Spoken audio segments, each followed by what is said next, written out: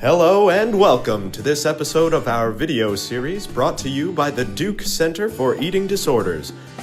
Welcome back to the final round of Friday Bite Fights. It's time to learn a few of the soon not to be so secret strategies employed by Edie and her family to combat that devilish eating disorder. Are you ready?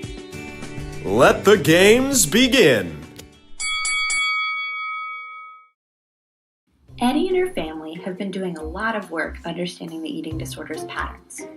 They know that the eating disorder tries to get louder when Eddie is at her weakest, like when she's stressed out about a test. Knowing this, her family is ready to provide emotional support, particularly at times when they've learned that the eating disorder is going to be the loudest.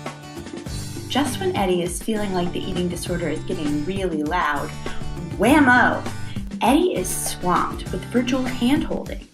In other words, Eddie's parents overwhelm her with encouragement, in this case via Eddie's phone, since they're not at school with her. We love you, Eddie! We are here with you! Protect your brain! Remember what we have talked about. The part of you that is so disciplined has helped you out a lot in the past. However, as you get older, your strategies have to get a little more sophisticated. We can help you teach that part of you that is so disciplined to be both disciplined and wise, rather than disciplined and cruel.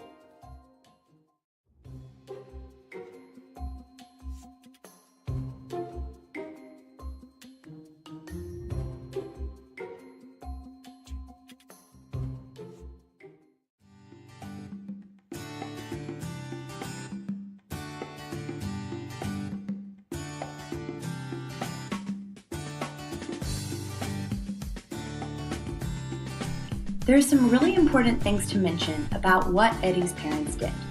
In the beginning, they were there to offer support, even though Eddie didn't reach out and ask for it. They did this because, in the moment, a person struggling with an eating disorder is often conflicted about what to do. While their heart may want to fight the eating disorder, their head has trouble fighting all the loud, vicious thoughts. Eddie's parents know this, and try hard to be available in any way they can during tough times. This strategy worked so well because they knew when Eddie's lunch hour was and were ready. Wow, that was a slam dunk. And that was only skill number 1. Never underestimate the power of loving social support. No one can fight their inner demons alone. It takes a village, or powerful parent superheroes. But let's not leave everything to just one skill.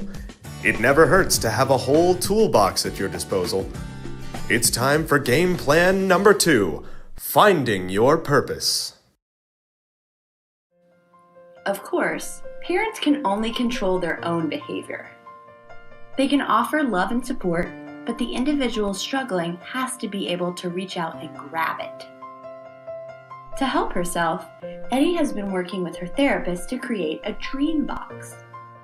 It can be something teeny tiny that you carry around with you, a big notebook, whatever you think. In it are drawings, pictures, poems, or anything that reminds Eddie of all the things closest to her heart and her dreams for the future. When someone is as driven as Eddie, dreams of the future can seem very overwhelming. We'll learn a lot more about this when we learn about perfectionism. For now, what is important is that Eddie has been very careful to plot her dream of becoming a doctor with a vision of her treating herself in a healthy way so that she has the energy to be at her strongest.